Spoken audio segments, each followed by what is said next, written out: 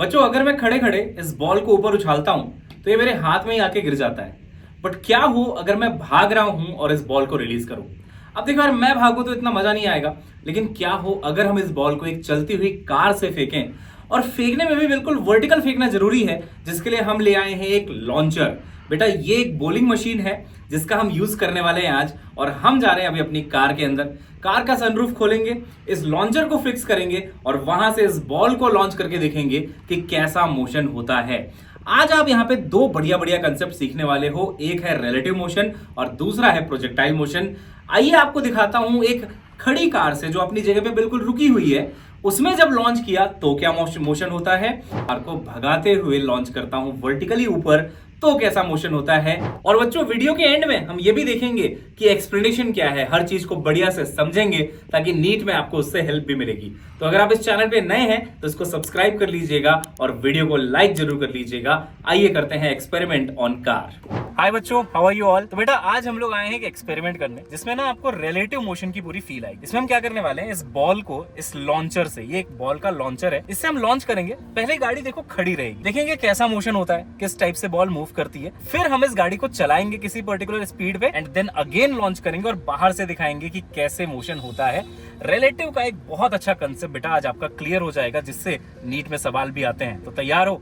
चलो शुरू करते हैं। तो बच्चों, सबसे पहले ना गाड़ी अभी रेस्ट पे है, अब इसको लॉन्च करके देखते हैं बॉल को कि किस एंगल पे जाता है और वापस कैसे आता है, किस टाइप का मोशन होता है। आ जाओ।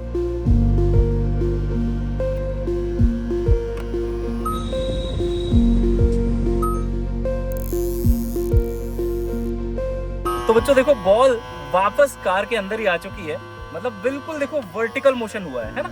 ऊपर गया बॉल और सनरूफ से वापस यहीं पे गिर गया, और ऐसा ही होना चाहिए था बिकॉज हम लोगों ने बिल्कुल वर्टिकली लॉन्च किया था। अब देखते हैं गाड़ी को अगर हम चला दें 20-30 की रफ्तार में हम चलाएंगे, फिर देखते हैं कैसा मोशन होता है। आ जाओ। अब देखते हैं, इंटरेस्टिंग चीज तब होगी बेटा जब हम गाड़ी को चला रहे होंगे और चलती गाड़ी से हम बॉल को जो है लॉन्च कर देंगे। तो आइए देखते हैं अब क्या होता है।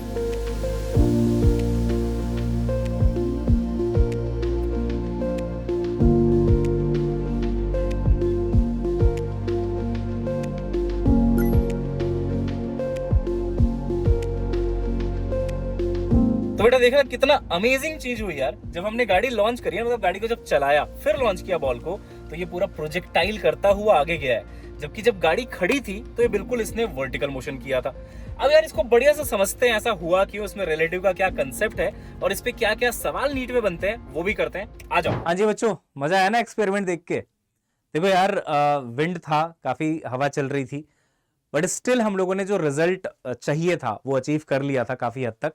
बहुत मेहनत लगी, कम से कम मेरे ख्याल से 20 के ऊपर रीटेक लगे होंगे। कभी गाड़ी यहां से जा रही है, कभी वहां से जा रही है, बट जो समझाना चाहता था मैं, वो मैं आपको अब समझा देता हूं।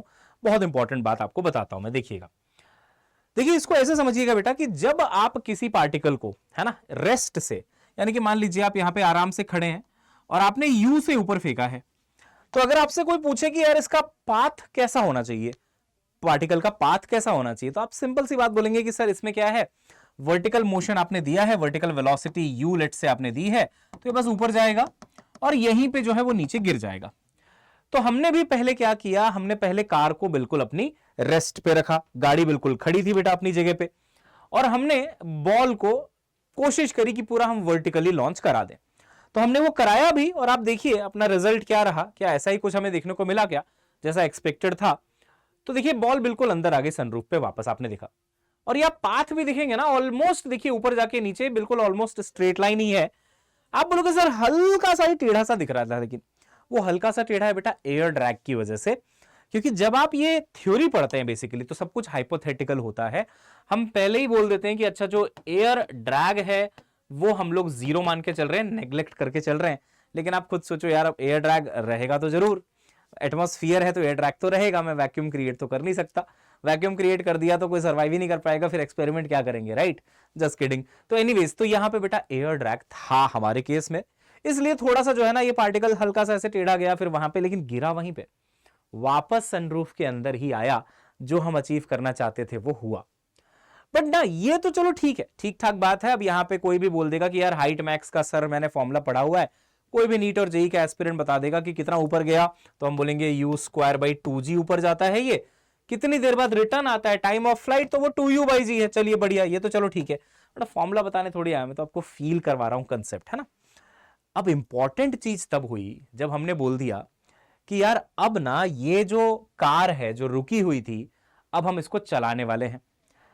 अब इसकी फील लेना बहुत जरूरी है। देखिएगा, अब मान लीजिए मैं एक छोटी मोटी को यहां पे कार बना लेता हूं, देखिए ऐसे, है ना। अब इसको आप समझिएगा बेटा, ठीक है। ये कार है आपकी, कार के ऊपर से बॉल को ऊपर ही लॉन्च किया गया है, बिल्कुल वर्टिकल डायरेक्शन में ही लॉन्च किया गया, समझिएगा।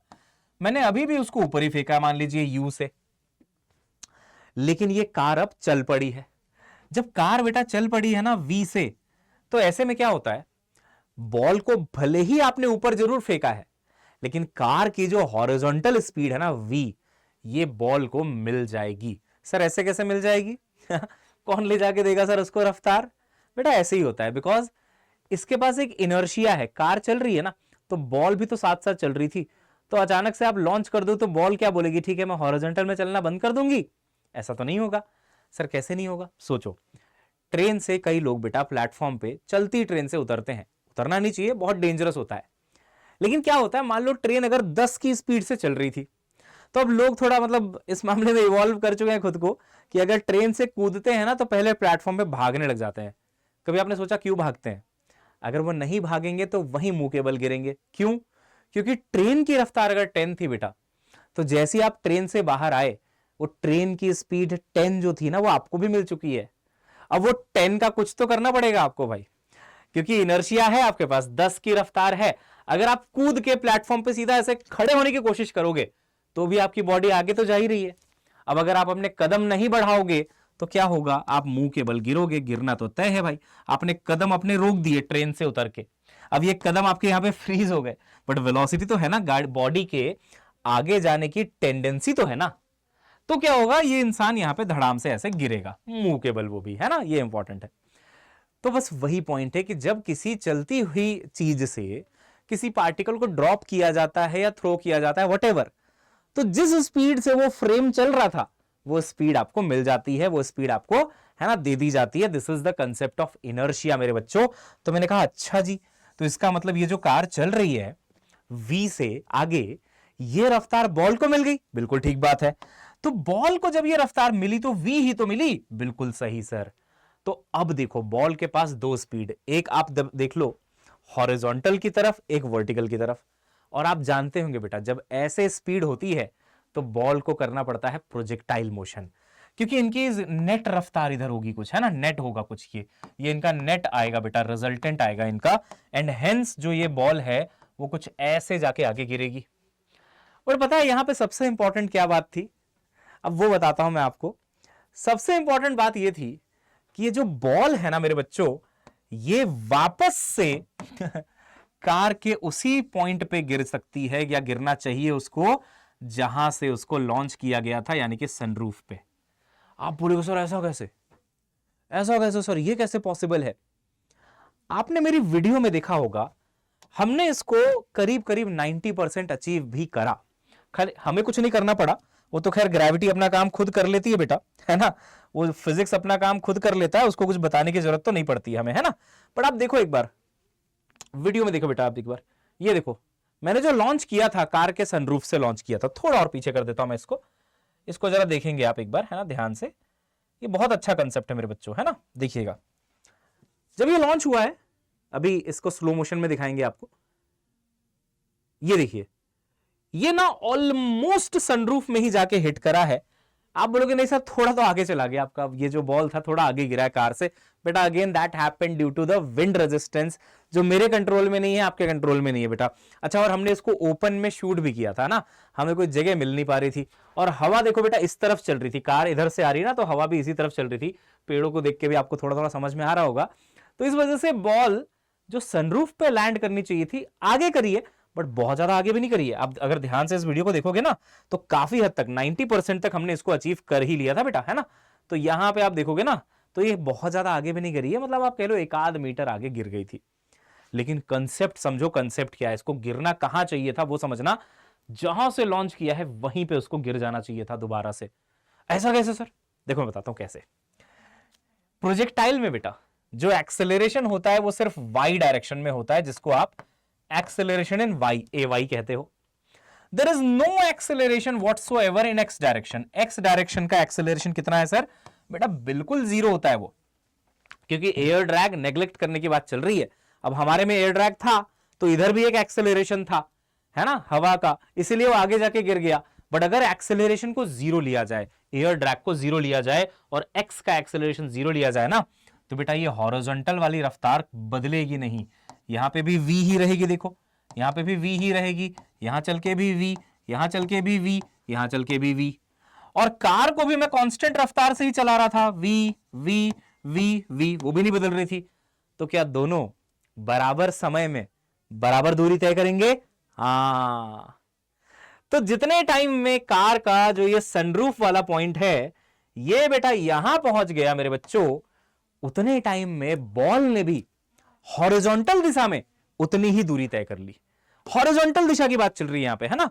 बॉल का वर्टिकल भी एक मोशन हो रहा है जिसको आप अलग से एनालाइज करते हैं। प्रोजेक्टाइल का जो घमंड है कि मैं तो यार 2D मोशन हूं, वो हम ऐसे ही तो तोड़ते हैं कि तुम होगे 2D अपने लिए, हमारे लिए तो तुम 1D इन एक्स हो और 1D इन वाई हो, 2 डायमेंशन में 1D ही हो तुम भाई, है ना। हाँ, तो उसको हम थोड़ा सा बेटा हम्बल कर देते हैं, बोलते हैं भाई आराम से, 1D अच्छे से पढ़ के आए हैं हम लोग, है ना। तो देखिए वाई का छोड़ दो एक बार, वाई में तो बस ऊपर गया नीचे आया। एक्स में देखो बेटा, एक्स में क्या हुआ है, जितना दूरी कार ने तय करी उतनी दूरी बॉल ने तय करी। बिल्कुल सनरूफ पे हिट होना चाहिए था, थोड़ा आगे हो गया। अगेन क्यों? क्योंकि एयर ड्रैग था, इस तरफ धक्का मार रहा था हवा, इसलिए थोड़ा सा आगे जाके गिरा। और अब जब मैं बोलूंगा ना बेटा, वो आपके होश उड़ा देगा। देखना, जब मैंने और वर्टिकली लॉन्च किया था खड़ी गाड़ी से, बिल्कुल गाड़ी अपनी जगह पे खड़ी है, तो बॉल का मोशन कैसा हुआ? गाड़ी के अंदर से मैं देख रहा हूं कैसा मोशन हुआ, ऊपर जाके नीचे, ऊपर जाके नीचे। लेकिन मैं कह रहा हूं अगर चलती गाड़ी में से लॉन्च किया है ना, तब तो प्रोजेक्टाइल है। लेकिन बेटा प्रोजेक्टाइल कहां से है पता है? ग्राउंड फ्रेम से।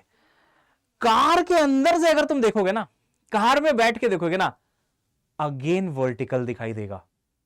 सर ये क्या बोल रहे हो आप, प्रोजेक्टाइल है वर्टिकल कैसे दिखाई देगा? चलो दिखाता हूं, आओ जरा दिखाता हूं। यही तो था इस एक्सपेरिमेंट का सबसे इंपॉर्टेंट पॉइंट। जो कैमरा अभी शूट कर रहा है ना बेटा, वो कार के बाहर ग्राउंड में खड़ा है। तो ग्राउंड के फ्रेम से बॉल के पास 2 रफ्तार है, एक v और एक u इधर। इनका रिजल्टेंट ऐसे, तो इसने देखो प्रोजेक्टाइल मोशन किया। लेकिन सोचो अगर मैं कार के फ्रेम पे बैठ जाऊं, कार के अंदर जाके बैठ जाऊं, ये आपके जीजी सर हैं जो अंदर जाके बैठे हुए हैं, तो समझना मेरी वेलोसिटी भी v है, मतलब कार की वेलोसिटी v है और बॉल की भी v है। तो हम दोनों की रिलेटिव वेलोसिटी कितनी पता है? 0। तो अगर मैं लिखूं velocity of ball with respect to car, तो कितना लिखेंगे आप? Velocity of ball minus velocity of car. Relative velocity का फॉर्मूला यही होता है भाई। तो बॉल की वेलोसिटी भी v है क्योंकि उसको मिल गई है वेलोसिटी फ्री फोकट में, है ना भाई, इनर्शिया की वजह से।